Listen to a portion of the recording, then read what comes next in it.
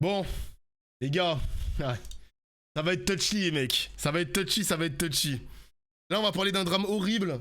Je pense qu'on a tous vu la vidéo sur internet. Louis qui a été assassiné, hein, qui a été assassiné par des jeunes issus. Alors, je ne sais pas s'ils sont issus de l'aide sociale à l'enfance. Donc placement, etc. des enfants, perturbateurs et tout, le tralala. Il a été frappé à mort. Il aurait été attiré dans un guet-apens. La scène aurait été filmée. J'ai vu la vidéo. Peut-être que vous avez vu aussi la vidéo. Extrêmement triste. Ça me choque. C'est perturbant. Les suspects ont été interpellés. La justice doit maintenant faire son travail. Je vais être clair, hein, dès le début, hein, le chat, parce que sinon je connais les tweets, Twitch gauchistes ou je ne sais pas quoi, d'extrême droite. Il n'y a aucune excuse.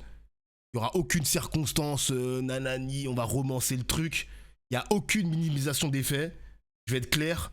Il n'y aura aucun oui, mais nanani, je sais pas quoi. Non. Voilà, il y a un jeune de 17 ans qui a trouvé la mort. Il y a une famille qui est détruite. Ils vont vivre ça toute leur vie.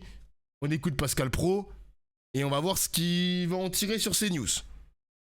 C'est fou de se filmer comme ça quand même. Je trouve ça dingue, les mecs. En plus, la plupart sont mineurs. Je trouve ça dingue, ce réflexe de filmer un assassinat, genre. Je trouve ça dingue. Je trouve ça dingue. On écoute. Play the beat. Zahi, un adolescent Merci. de 17 ans, vous le savez, est décédé des suites de ses blessures ce mardi après avoir été violemment passé à tabac vendredi dernier par un groupe d'individus. 5 jeunes, dont 3 mineurs, ont été interpellés et mis en examen pour tentative d'assassinat. On va voir le sujet de Pierre Crépy. 3 mineurs. Sur ces images filmées par les agresseurs, Louis, 17 ans, est violemment frappé à la tête alors qu'il est au sol. Transporté à l'hôpital plusieurs heures après son agression, l'adolescent est décédé ce mardi des suites de ses blessures. Sa tante était à son chevet jusqu'au dernier instant. Ils l'ont opéré tout de suite. Les médecins nous ont dit qu'il y avait très peu de chances en fait qu'il survive à l'opération parce que les dommages étaient trop importants. Grâce aux vidéos diffusées sur Internet, 5 personnes, dont 3 mineurs, ont rapidement été interpellées. Pour les amis de Louis, les agresseurs connaissaient leurs victimes. C'est quelque chose qui me fait extrêmement de mal. Parce que je ne m'attendais pas que ces personnes-là font ami avec lui. Et au final, il la mettent à l'envers, il le tabasse pour mort. Pour la tante de Louis, qui s'exprime au nom de la famille, il s'agit d'un guet-apens. Honnêtement, C'est je ouf, crois hein. que la seule chose qu'il faut, c'est que les juges, maintenant, prennent en considération Kratos, ouais, hein, vraiment je sais pas. ce qui Hein. s'est passé. Ils ont les On vidéos, verra ce qu'ils vont dire, la ils ont justice. tout. Il faut que ces personnes soient jugées à la hauteur de ce qu'ils ont fait. C'est-à-dire qu'ils ont arraché la vie à coups de poing dans le crâne d'un enfant de 17 ans. À l'issue de leur Ce pays part vraiment en couille. Est-ce que les gars vous vous rendez compte à quel point notre jeunesse est partie en couille? Je suis pas là pour essentialiser, tu vois. On va écouter les commentaires de CNews. Mais qu'est-ce qui se passe en France? Qu'est-ce qui se passe? Cynthia, salut à toi. Est-ce que vous vous rendez compte que les meurtriers qui sont mineurs vont passer la moitié de leur vie en prison? Est-ce que vous vous rendez compte de ça? Ils vont passer la moitié de leur existence en prison. On ne vit qu'une seule fois. Vous avez pas honte de faire ça? Et encore, bah j'espère qu'ils vont rester en prison le plus longtemps possible, les mecs. garde à vue, les 5 suspects ont été mis en examen et placés en détention provisoire. Et je vous propose d'écouter peut-être plus longuement le témoignage de la tante de Louis une première fois. Si vous voulez, quand le premier article est sorti, j'étais à l'hôpital, évidemment.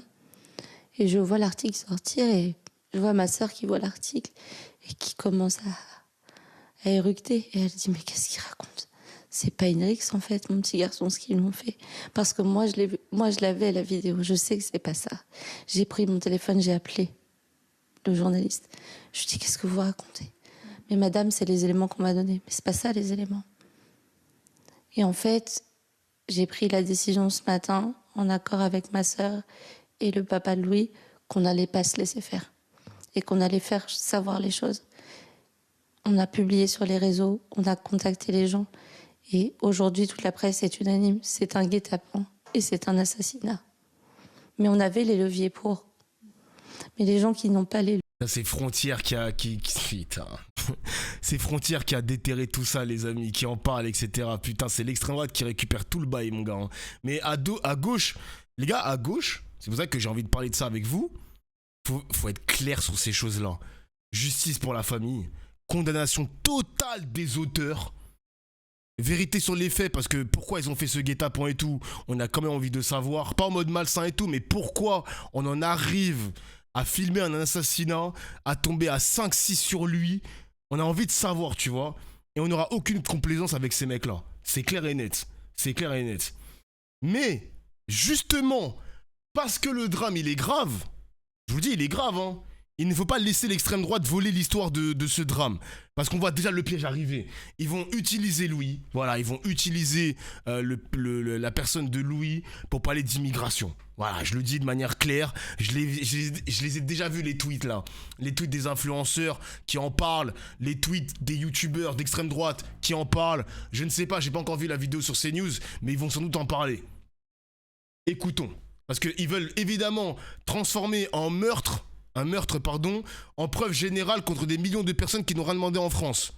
Ça commence déjà. Oui, ça a déjà commencé. Voilà. Donc on écoute. Levier. Combien il y a d'enfants? Peut-être Louis, ce serait resté juste une page dans les faits divers à Perpignan, enfin, ou à Narbonne. Honnêtement, je crois que la seule chose qu'il faut, c'est que les juges, maintenant, prennent en considération vraiment ce qui s'est passé. Ils ont les vidéos, ils ont tout. Il faut que ces personnes soient jugées à la hauteur de ce qu'ils ont fait. C'est-à-dire qu'ils ont arraché la vie à coups de poing dans le crâne d'un enfant de 17 ans. Il n'y a pas d'autre mot. C'est cru, c'est violent, mais c'est ce qui s'est passé. Geoffroy Lejeune, ce n'est pas qu'un fait divers. C'est un fait de société. Pourquoi ? Oula. D'abord parce que ce sont des mineurs. Et que cette violence des mineurs, c'est un thème de notre société. Donc là, pourquoi ce seraient des étrangers les coupables? Bah en gros, Cynthia, il y avait les prénoms et les photos qui ont leak sur internet. Donc là, vous regardez Alice Cordier, elle a mis sur internet les photos des assassins, présumés assassins, et il y a des commentaires. Ah, c'est l'immigration, ah, c'est du métissage, c'est le daron arabe qui a abandonné sa mère, enfin sa femme blanche, je sais pas quoi. T'as eu tout et n'importe quoi comme commentaire. Et la question, là ils vont subtiliser le débat, l'extrême droite. La question c'est comment un jeune de 17 ans a pu être tué. Non, ils vont transformer le débat en mode, est-ce que l'immigration est coupable ? Vous allez voir, je ne sais même pas si CNews va en parler. Mais en tout cas, les réseaux sociaux l'ont déjà fait. Ils l'ont déjà fait, les réseaux sociaux. Ensuite, parce qu'ils ont filmé. Et non seulement ils ont filmé, mais ce sont eux qui ont donné Il fait trop chaud là, putain. Possibilité aux enquêteurs de les retrouver extrêmement vite, puisqu'ils ont mis sur les réseaux ces vidéos. Donc dingue, là aussi, ça parle à la société. Ensuite également parce que ce sont des jeunes gens qui étaient parfois à ce qu'on appelle l'ASE. Bon. Donc là aussi, qui pose le souci que nous savons. Et enfin, et ce que dit très bien cette tante de Louis, l'espace médiatique n'en parle pas, ou le minimise à travers un mot qui s'appelle Rix. Donc vous avez, sur une affaire comme celle-ci, tous les mots ou tous les symptômes qu'on a retrouvés dans d'autres affaires. Exactement. Et c'est en cela que, j'ose dire, c'est intéressant. Ben, en fait, la différence entre un fait divers et un fait de société, c'est le fait divers, c'est Louis, et le fait de société, c'est Louis, Elias, Yuri sur la dalle de Beaugrenelle il y a quelques années, qu'on oublie au bout d'un moment parce qu'en fait on n'a pas une mémoire suffisante pour se rappeler de toutes ces affaires qu'on a déjà commentées. C'est Thomas à Crépol, c'est toutes ces vidéos, on pourrait en commenter presque tous les jours des vidéos comme ça. Il n'y a pas un mort à chaque fois, Dieu merci, mais on pourrait commenter ça tous les jours. Et puis il y a un deuxième volet derrière, c'est la fameuse ASE, l'aide sociale à l'enfance. En fait, il y a des gamins qui sont retirés de leur cercle familial pour être placés. Et ils sont confiés à l'État parce qu'on considère que leur cercle familial ne peut pas assumer ça. Et vous réalisez... Après, elle abuse quand même, parce que là où on peut dire que c'est un fait divers parce que les gars respectent, hein, mais il y a des morts tous les jours quand même. Doucement, tranquille. Là, il parle d'un phénomène de société comme si c'est le sujet le plus important de notre décennie. Ok, il y a peut-être quelque chose à faire au niveau de l'éducation, mais attention quand même, on est véritablement sur un fait divers. Des morts comme ça, il y en a tous les jours. Pas dans la situation en mode bagarre 1 contre 5, hein, j'ai pas dit ça. Je dis simplement qu'il y a des morts tous les jours. Mais la manière dont le récit il est récupéré, waouh. Ok, oui, le drame, il est abominable. J'ai pas peur de le dire, il n'y a aucun problème. Mais attention à ne pas accepter le narratif de l'extrême droite. Attention quand même. Non mais les enfants qui harcèlent, violent, tuent, on en a gros à Dofla. Ah mais les gars, l'aide sociale à l'enfance, le problème de cette structure, déjà on manque de moyens personnels, et ça a déjà été rapporté, mais le problème c'est que à l'intérieur de ces structures-là, t'as que des harceleurs, des gros perturbateurs que la société, l'éducation n'en veulent pas. Du coup, ils sont en mode, allez, il reste l'ASE et on va essayer de vous réinsérer. Le problème, c'est qu'ils sont tous entre harceleurs. Il y a un harceleur qui va se faire encore plus harceler. Et c'est ce qui s'est passé avec le fameux Louis. Je dis pas que c'est un harceleur, hein, mais bref, il s'est beaucoup fait harceler par ces mecs-là. Il y a rien qui va. Il y a rien qui fonctionne. La structure, c'est un panier de crabes, exactement. C'est un bordel, bordel. Vous voulez que je vous dise quoi sur ça? Quand vous soulevez le capot, pour reprendre une célèbre expression dont j'ai oublié l'auteur, triste, hein. que en fait, l'ASE, c'est l'enfer sur Terre, en tout cas pour beaucoup d'enfants. C'est-à-dire Voilà, c'est ce que je disais, tu vois. Le plus grave, je pense, c'est la prostitution, enfer, mais il y a aussi l'ASE. la violence, et là, on est en train de le L'ASE, découvrir avec vas-y, ce fait de société. justement. Mais avant cette vidéo, il y avait une première vidéo où Louis avait été menacé par les mêmes personnes. Bien sûr. C'est cette vidéo qui est, parce qu'il avait été menacé, qu'il était allé à la police. Et ils sont... Et il n'est pas à ce moment-là protégé. C'est-à-dire que l'ASE ne le protège pas. Bien sûr. Ses parents ne le récupèrent pas à ce moment-là, manifestement. Et il se retrouve dans un scénario de vengeance, de guet-apens. L'enquête le dira, je ne le sais pas. Ouais. Bon. Donc vous voyez, comme toujours, il y a quasiment tout dans ce drame qui explique ou qui illustre la société. Mais pourquoi Dès la maternelle, tu les vois, les gamins qui risquent de vriller et pas grand-chose pour les rattraper. C'est dur, les amis. Hein. J'avoue que, en vrai, j'ai peur. C'est pour ça, des fois, je ne dis pas que ce sujet-là va donner encore moins envie d'avoir des enfants et tout. Mais moi, par exemple, si je veux être un bon père, ma phobie, c'est de tomber sur mon gosse qui est un perturbateur. Mais un perturbateur extrême, au point de le placer à l'ASE. Parce que placer son enfant à l'ASE, les gars, c'est un crève-cœur. Hein. Il n'y a personne qui a envie de faire ça par bon plaisir, tu vois. Mais si t'en arrives là, c'est que vraiment t'as un enfant perturbé de malade, frère. Et ça fait peur en vrai. Hein. Ma phobie d'avoir un enfant qui est un fils de pute, wesh. Enfin, pas fils de pute, mais on s'est compris le chat, on s'est compris. Bah, éduque-le. Bah, en vrai, les gars, l'éducation, ça, je vais bien l'entendre. Mais tu peux toujours avoir des sorties de route. Tu peux toujours en avoir, le chat. Vous pouvez pas me dire que c'est faux ce que je dis. Les sorties de route, ça arrive, genre, ça arrive, les gars. Ça arrive. Les œufs, ça marche pas comme ça. Bon, j'ai pas tous les détails, les mecs, j'ai pas envie de l'ARP. J'ai pas envie de dire de la merde, mais on s'est compris, quoi. L'éducation, c'est pas que les parents. Oui, il y aura toujours des éléments extérieurs qui vont, entre guillemets, hein, perturber, on va dire, le bon déroulement de l'enfant qui grandit dans un environnement stable. Donc voilà. c'est un fait de société aussi, Pascal. Nous, on appartient à une génération où on avait construit grâce à nos parents, grâce à l'éducation, grâce à l'autorité que tout ça De toute façon, je vais le mettre devant la Bible. Mon enfant, je vais le mettre devant la Bible et il sera un enfant respecté. Respecté et respectable. Vous allez voir, il n'y a que la Bible. La Bible qui va le sortir de ça. On était un surmoi, c'est-à-dire qu'on Qui s'imposait va des l'éduquer limites. correctement. On était sur des valeurs, sur des repères. Toute cette génération-là, pardonnez-moi, mais quand vous êtes capable d'assassiner Projet Bible. cette génération qu'on voit Projet là à Bible, l'épreuve, Bouba. là, ceux-là, ils n'ont aucun surmoi, ils n'ont aucune limite. J'écoutais Charlotte Dornelas tout à l'heure qui disait quelque chose d'incroyable. Il y avait eu le meurtre d'un jeune et un autre jeune à qui on posait la question, qui avait participé à cet assassinat. Je ne parle pas de Louis, hein, je parle d'un autre. Charlotte prenait cet exemple. Amène-le au cours d'arabe. Ouais, bon. Bon les gars. Jeune disait, non mais de toute façon, s'il n'était pas mort là, il serait mort après. Ben, en fait, ça, c'est la définition même du fait que dans cette génération, je ne vais pas globaliser, vous avez des gens qui n'ont construit aucun surmoi, qui n'ont aucune limite, qui ne voient pas pourquoi prendre la vie de quelqu'un, c'est pas quelque chose d'absolument sidérant. Ils n'ont aucune limite. Voilà. Et c'est pour ça que quand on déconstruit l'autorité, l'éducation telle qu'elle s'est effondrée, la cellule familiale, ben vous avez des jeunes qui n'ont pas construit un surmoi et qui sont prêts à tout et qui ne voient pas où est le mal. Mais je le répète. Les gars, sur Twitter, je suis tombé sur un bail aussi. Putain, mais regardez comment les gens sont fous. Hein. Ah, elle a supprimé le tweet. Non! Elle a supprimé le tweet, putain! Oh, je suis dégoûté. Putain, je suis dégoûté. Il y avait une meuf, elle avait dit quoi? Elle avait dit... il y avait les prénoms qui avaient circulé, hein. Il y avait les prénoms qui avaient circulé. Et en gros, la meuf, elle a répondu sur Twitter, elle a dit, on est sûr des prénoms? Parce que comme c'est des prénoms que européens, il n'y a pas de Mohamed ou Mamadou, je ne sais pas quoi, que des prénoms européens, la meuf, elle a dit, on est sûr pour les prénoms? On est sûr ou... Ça a demandé la VAR sur des prénoms sur quelque chose aussi dramatique. Ce pays part vraiment en couille. J'avais tweeté ça. Les gars, franchement, c'est grave. Hein.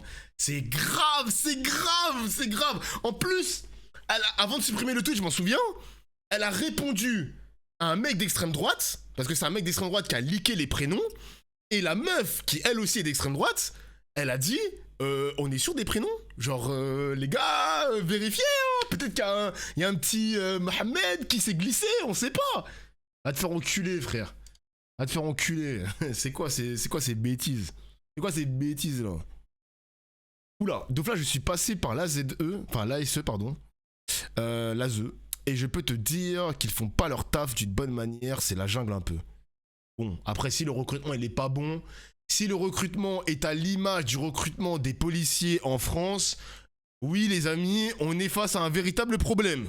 Je suis d'accord. Ou retrouver de la même manière. C'est eux qui postent la vidéo. Oui, c'est ça qui est absolument sidérant. Oui, parce que par rapport à peut-être votre génération où il y a 50 ans, où on avait la notion du bien et du mal, et où quand on lynchait quelqu'un, on allait se cacher.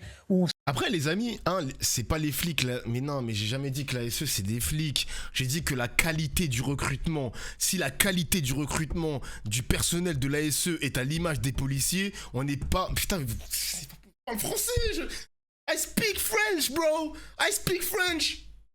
You don't understand me? C'est pas possible. Je parle français quand même. Zen, j'ai commencé à parler arabe si tu veux. Je connais 2 mots. Je connais Assalamu alaikum et Bouzoulouf. Je connais le Bouzoulouf. Tu comprends quand je parle? Putain, Boburn, c'est pas possible. Vous savez qu'on risquait quand même c'est gros. Pas possible. Là, on tue quelqu'un et on se cache plus. Vous voyez, c'est édifiant. Écoutons une deuxième fois, si vous le voulez bien, la tante de Louis, qui nous rappelle l'évolution du cas de Louis et qu'on a imaginé à un moment pouvoir sauver, et hélas, qui est décédé. Oh, ça Après fait de la cette glace. découverte, le commissariat a appelé ma sœur en fin d'après-midi samedi, qui m'a appelé tout de suite en hurlant au téléphone qu'il fallait qu'on y aille très vite parce que le pronostic vital était engagé. J'ai tout de suite appelé l'hôpital. J'ai eu le médecin qui avait pris en charge Louis et qui m'a dit « Madame, il faut que vous veniez très très vite sur le centre hospitalier de Perpignan », ce qu'on a fait. Ils l'ont opéré tout de suite. Les médecins nous ont dit qu'il y avait très peu de chances en fait qu'il survive à l'opération parce que les dommages étaient trop importants. Il a survécu. La première partie était extrêmement compliquée parce qu'en fait, son cerveau était tellement abîmé qu'en fait, aucune stimulation ne devait lui être imposée. Donc on pouvait le voir, mais à distance, ce qui était très frustrant pour nous parce qu'on avait envie de lui parler. On a eu des bonnes nouvelles le lendemain. La pression du cerveau était redescendue, donc on s'est remis à espérer. Et en milieu d'après-midi, les médecins nous ont annoncé qu'en fait, l'autre partie du lobe droit avait lui aussi été impactée et qu'il n'y avait pas de solution, qu'il ne se réveillerait pas. Et on a pu quand même rester auprès de lui. Et cette fois-ci, on avait vraiment accès à lui. On en a profité jusqu'au bout, on a dormi avec lui. On s'est relayé chaque seconde, il n'a pas été une seule seconde tout seul. Écoutez la réaction des habitants de Narbonne. Ah ben, du mal, hein. J'ai des enfants de leur âge. Et ça peut être mon fils ou une autre personne. Et quand j'ai vu ça, je suis resté étonné, quoi. On en a parlé avec mes enfants et tout, à table et tout, là, tout à l'heure encore. Où que j'habite, là, il y a quand même 380 logements au 20 quai d'Alsace. Et bon, il y a beaucoup de seniors, oui, beaucoup de seniors, mais quelques jeunes aussi. Bon, qui sont sympathiques, on discute, ils ne sont pas tous violents quand même, heureusement. Mais il y a énormément de personnes âgées, c'est vrai, énormément. Donc, ils ont un peu peur. Et puis évidemment, il y a eu beaucoup de réactions politiques, souvent à droite, faut-il le remarquer, mais pas que. Voyez le sujet d'Anaïs Baucher. J'ai renversé mon eau, putain. C'est un lynchage d'un adolescent de 17 ans qui a provoqué l'indignation de la classe politique. Dans un message posté sur X, Jordan Bardella dénonce une responsabilité claire du gouvernement. Il est le symbole d'un pays à la dérive, miné par un ensauvagement que ni le laxisme ni l'aveuglement de nos dirigeants ne peuvent enrayer. De son côté, Éric Ciotti a affirmé vouloir continuer à se battre. Face à la violence du meurtre et la minorité des suspects, Gabriel Attal a lui appelé à un sursaut de la population. Parce qu'on voit une violence de plus en plus forte, de plus en plus banalisée, de plus en plus jeune. Les 13-17 ans, c'est un Français sur 20. Mais c'est un vol avec arme sur 3. Il y a une surreprésentation des mineurs dans les faits de criminalité. Et donc ça appelle une réponse, évidemment, qui doit s'adapter à ce fait de société qui est le rajeunissement de la violence. Désolé, hein, mais voilà. Attal, ferme-la. T'étais au pouvoir, exactement. Ferme bien ta gueule, Gabriel Ad. Exactement, le chat. Exactement. Exactement, parce que les questions suivantes.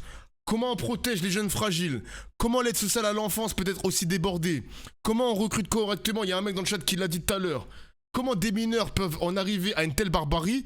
Toutes ces questions, le gouvernement avait 2 mandats. Ils avaient 2 mandats pour espérer y répondre. Ils l'ont pas fait. Ils l'ont pas fait. Ils l'ont pas fait, les mecs. Ils n'ont jamais trouvé la solution. Ou peut-être qu'ils ont minimisé la question, enfin les questions que je vous ai posées il y a 30 secondes.